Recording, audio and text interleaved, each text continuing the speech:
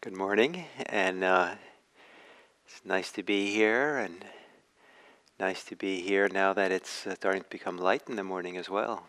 We began these morning sittings, and I would come down here in the dark, and it's kind of nice to have this coming of light as we unfold these days and weeks together. So, as it turns out, that today is Earth Day. And the just like in English, the word world has multiple meanings. It could mean, sometimes the word world implies everything that's here on this earth, and sometimes the world refers to a particular person's experience, particular person's particular person's mindset that they live in, and the way they experience the world and see the world and interpret the world. We say that someone's in their own world, and they're kind of in their own little orbit. So in the same way, the Buddha used the word loka to mean both the wider world and the inner world, the personal world. And these two worlds are not so separate. And I think that now that we live in this phenomenal, interconnected global world, where what happens in one country has a big impact on another country, and what in many, many ways, not just with the virus, that it's so clear that the inner world and the outer world are closely intertwined and overlapping and connected. And to sit deeply in ourselves, in this personal world that we, in a sense, go into when we meditate, close our eyes, it's not separate from the wider world. It's a way of actually making a much deeper contact with the whole world by letting go of the preoccupations, the self-involvement, the conceptualization, the ideas that we kind of get stuck in, the feelings that kind of limit us. And the movement of practice is to something that's sometimes called unlimited, has no barriers. And that sense of no barriers is what opens us up into this wider world. And we become, in a certain way, interconnected, or we feel our inseparateness. We feel almost as if the world is ourselves and ourselves is the world, in a way that we take care of it more, just like we hopefully take care of ourselves.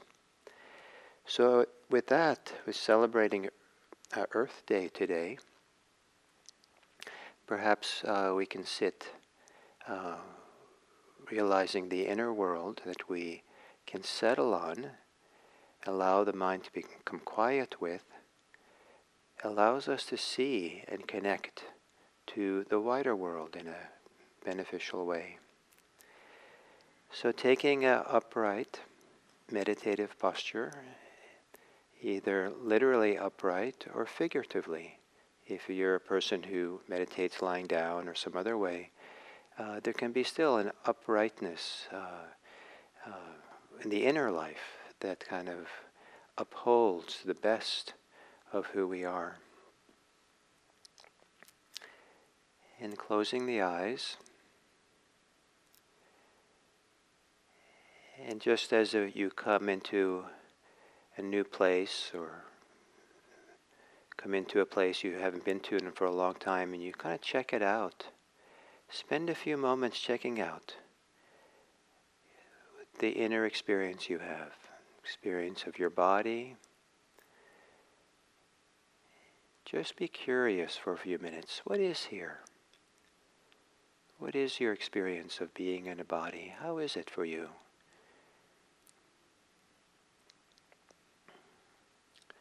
What is your experience of a mind? What's happening for you in your mind? And not to make anything a problem, but just to check it out and recognize how you are in your thoughts and concerns. energies of the mind.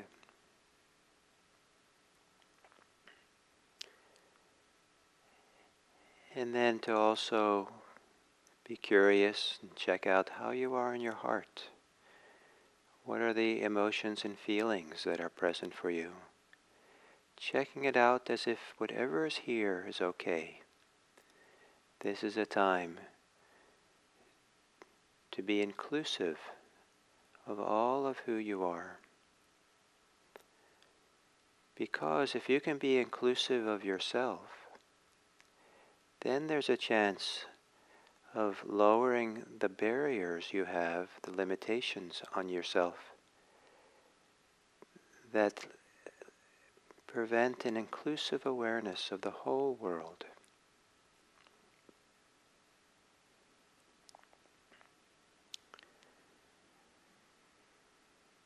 So you can, and then within this personal world of yourself, maybe imagining it's at the center of it all, take a few long, slow, deep breaths. Perhaps feeling that the beginning of the in-breath maybe begins at a particular spot and spreads out from there, movements in your torso,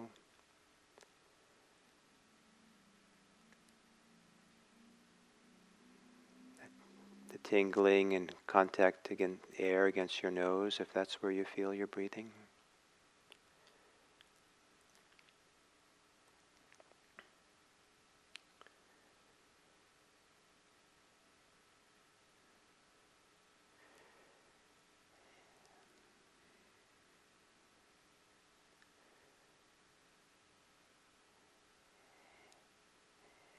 And the inhale spreads from that beginning point, and the exhale returns to it.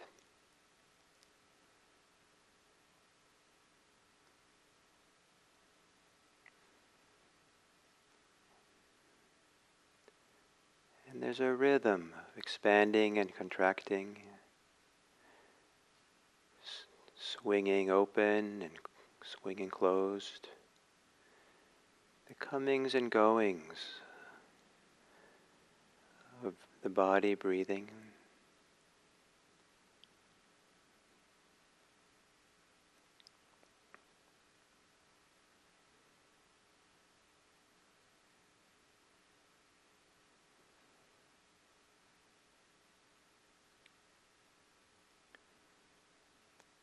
Letting your breathing become normal.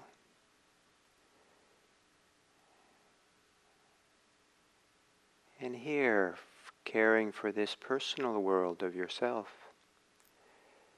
you can take a few moments to relax whatever's easy to relax in your body.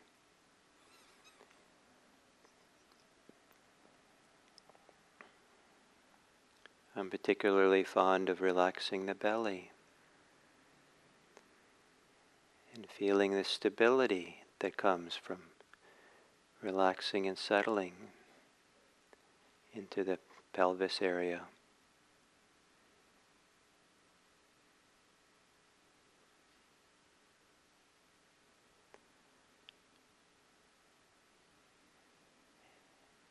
And then perhaps relaxing the mind.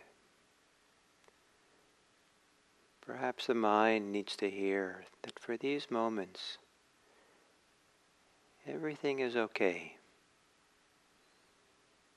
It's okay to rest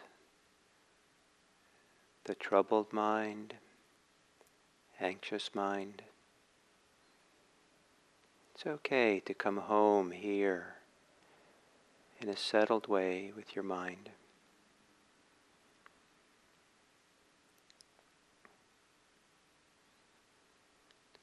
And perhaps to relax your heart.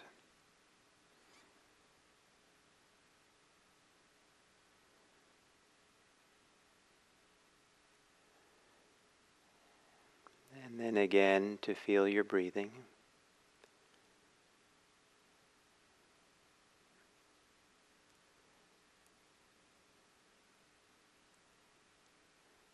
And again, if this works for you,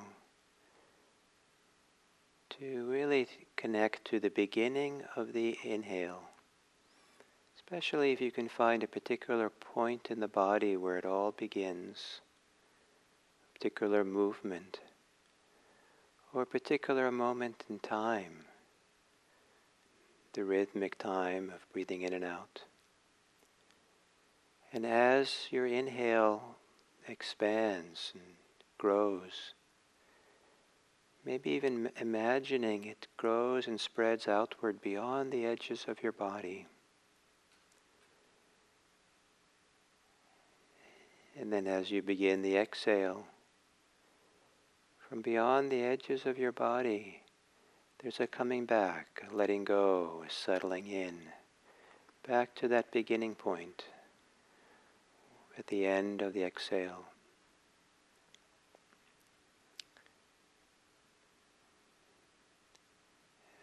Imagining that the breathing is somehow all-inclusive. It's like a gentle wave that washes up across the whole beach, back and forth.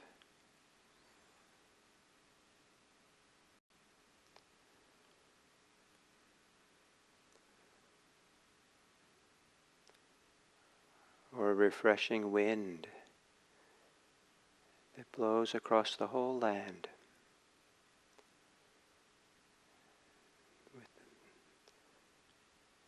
Starting at the center of all things, breathing expands outwards to include all things.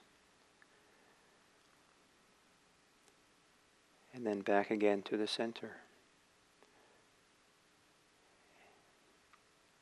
And every time you exhale, perhaps letting the thinking mind feel quieter and safer. Allow the thinking mind to rest, be at ease. The thinking mind has nothing it needs to figure out or understand or remember. The thinking mind can just ride on the rhythm of breathing in and breathing out.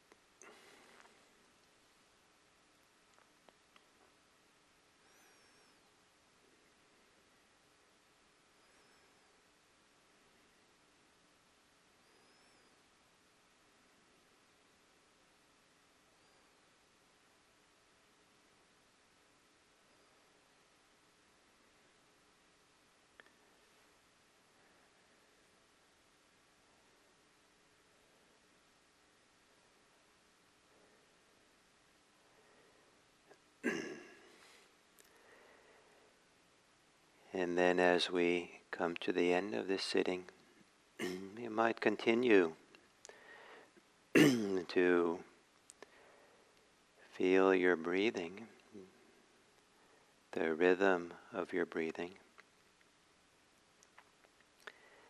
and to breathe as if you can allow the inhale to open you up, expand you widely, as if it expands you outward into the world, into the whole world. And that as you inhale, as if you lovingly bring the whole world into your good heart, into your best wishes. To inhale,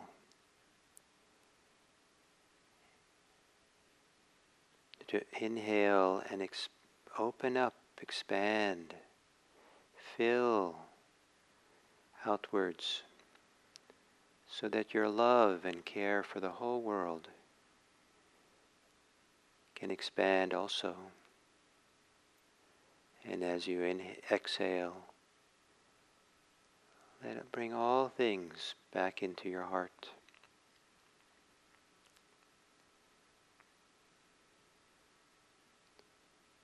In a certain very real way,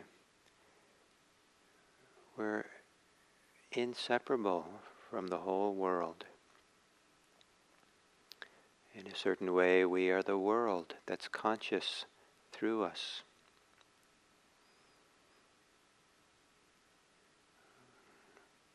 Through us, it's possible for the whole world to be compassionate.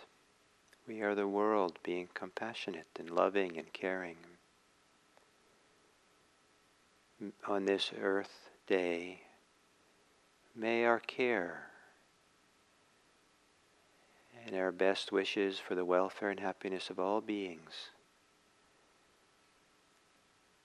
be carried from us out into the whole world, so that all beings may be safe, all beings may be well,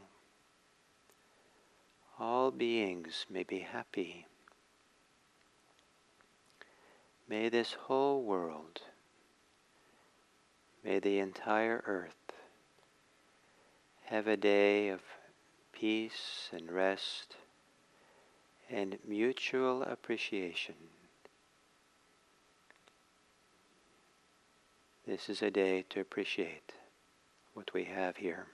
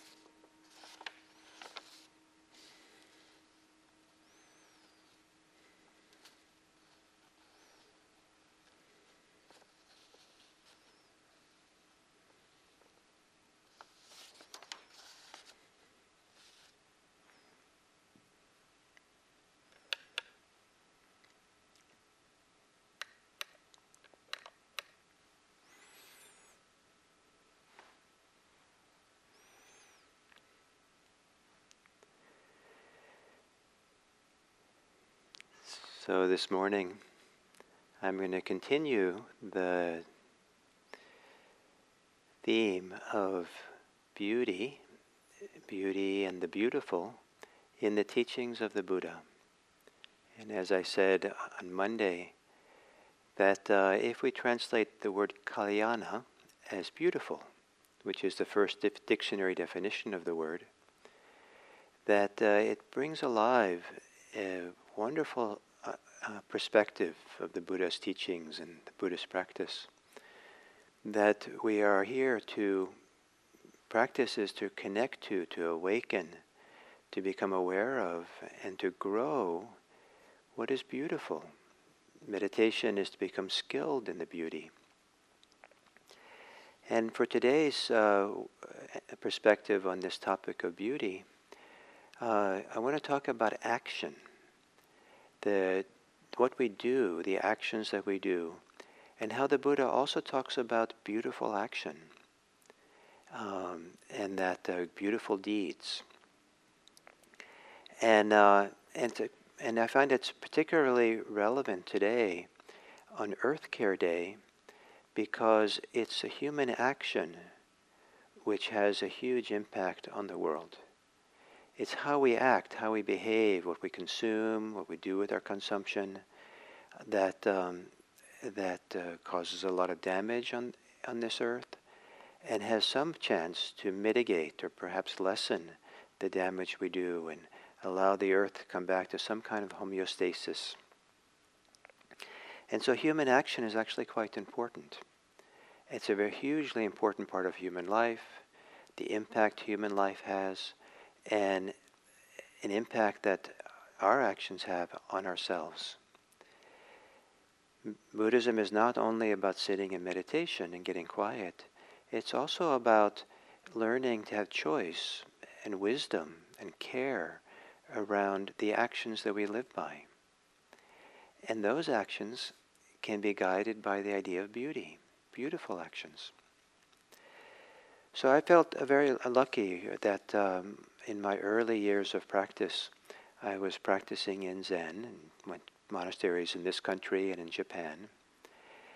And maybe it wasn't as explicit as maybe it could have been in my experience. But Zen practice and training had a lot to do with doing, how we do things. And there was a lot of emphasis on not doing, having no gaining idea, not being caught in desires, not trying to become someone great or wonderful. Just a really deep coming at home to ourselves.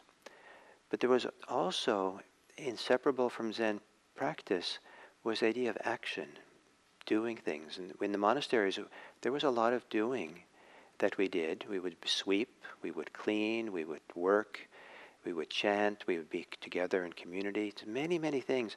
And those were really seen as integral part of the practice as much as meditation practice. And not only that, but there was modeling and instructions that when we acted, to do it wholeheartedly, to be fully engaged in the activity at hand. And that was a slow thing for me to learn because there's many of the things I didn't want to do and I would do half-heartedly and try to get through them quickly to get on to the next thing. And I was, over time, and also, being sometimes people would explain to me what I was doing and encourage me to be more wholehearted in what I did. An example would be, I remember in Japan, I had the job of carrying the food from the kitchen to the dining room table where we were going to eat. And there were about 30 monks, so there was, a lot of one very long table we sat cross-legged on a low table.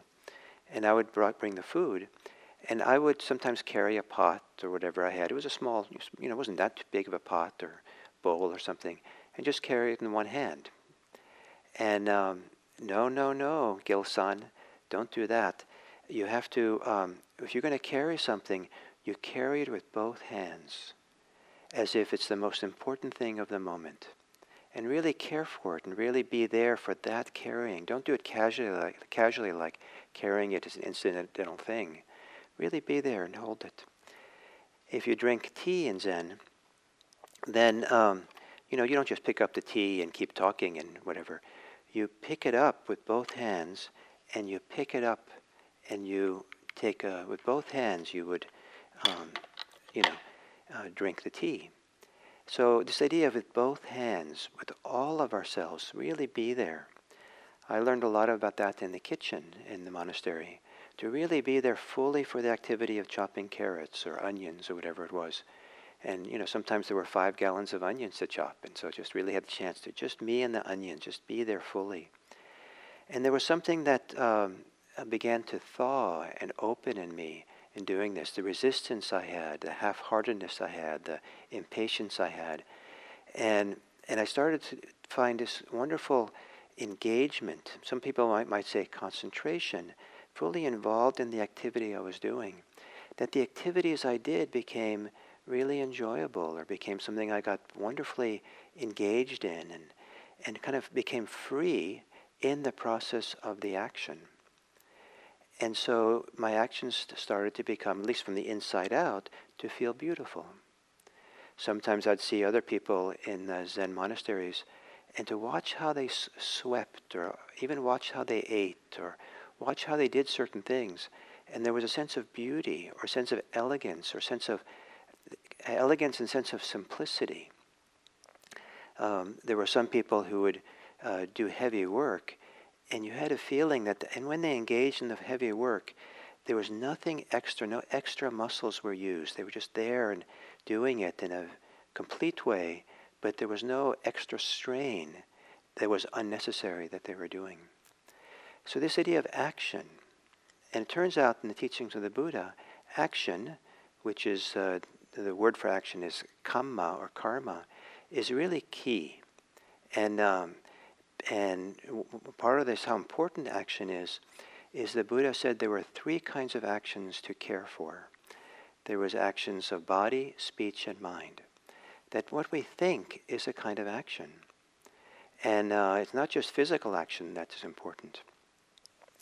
And the teachings of karma are teachings about action.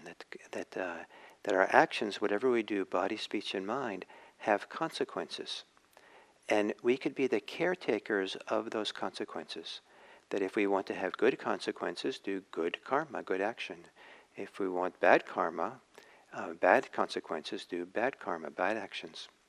That's usually the way it's talked about, good and bad. And if you read the suttas, it's peppered with the Buddha talking about good and bad karma. Or at least if he was speaking English, that seems to be what he was saying.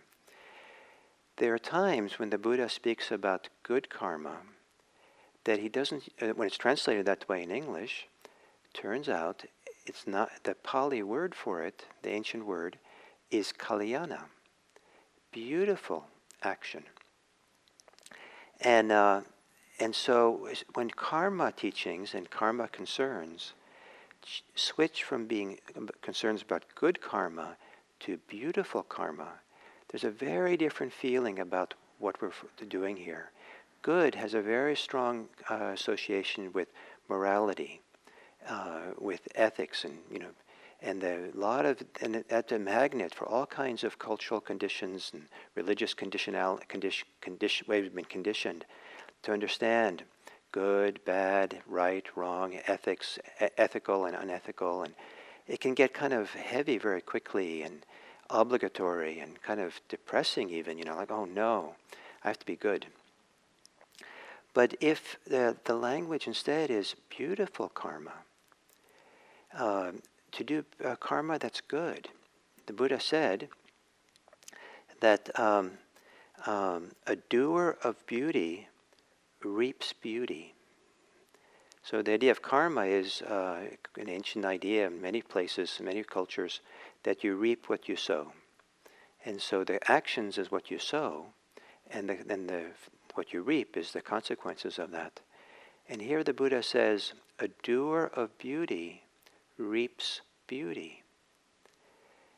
So, so this idea of that, so how does that orient you to your lived life, how you behave in the world, if instead of focusing so much on doing good, you're focusing on doing beauty?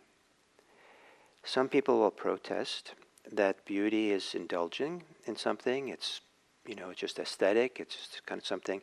But really good is where the rightness is, and where the duty is, and where we are doing the right thing for the world, and we are supposed to do something good. But what if beauty is just another word for good? It can't be good unless it's beautiful.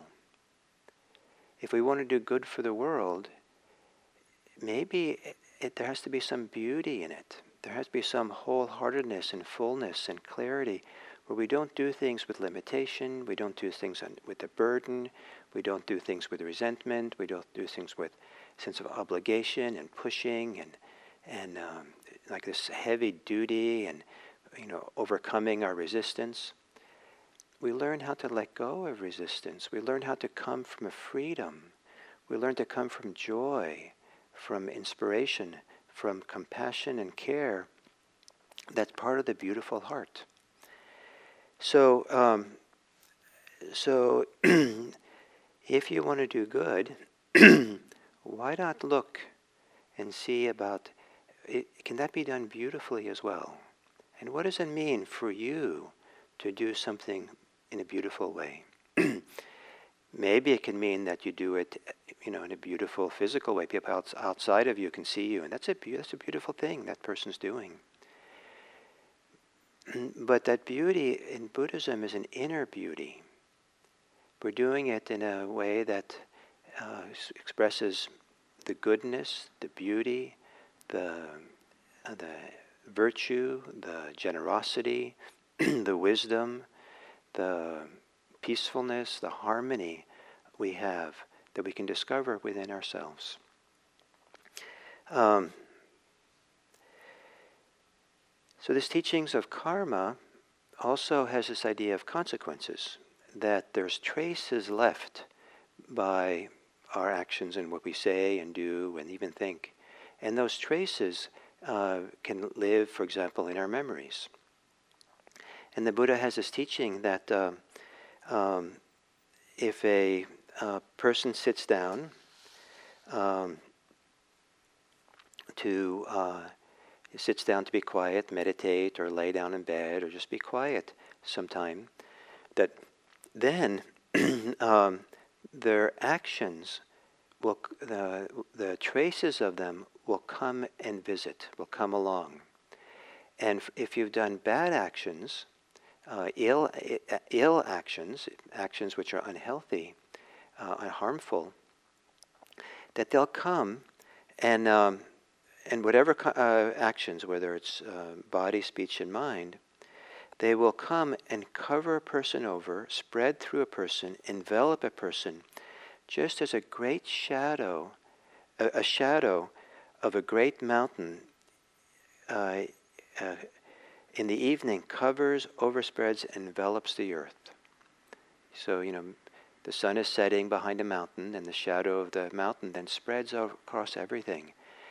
So the idea of shadow is an interesting metaphor here, because, it's not really substantial. It's not really something that you can, in a kind of way, touch. You can see it. It's really the absence of light.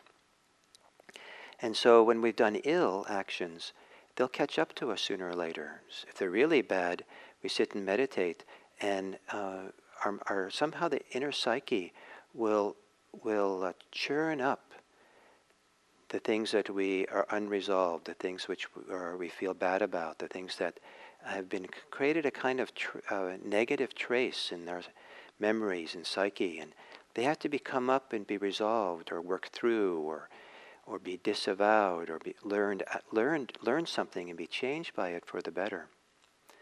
But there's like shadows, and things get dark.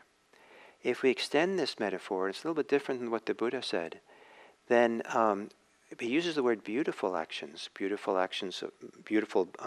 of body, speech, and mind.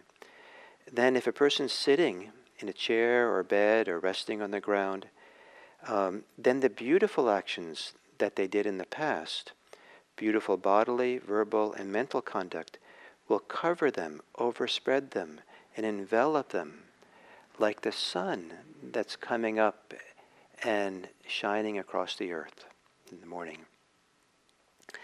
This is the kind of pleasure and joy that wise people feel in this life. This is the kind of joy and pleasure that wise people feel in this life. If we do beautiful actions, then we will have beautiful results. And that's kind of a teaching of karma. So that's for you to think about a little bit and reflect on, and maybe that gives you a different perspective on how to live your life and live this life on Earth Day.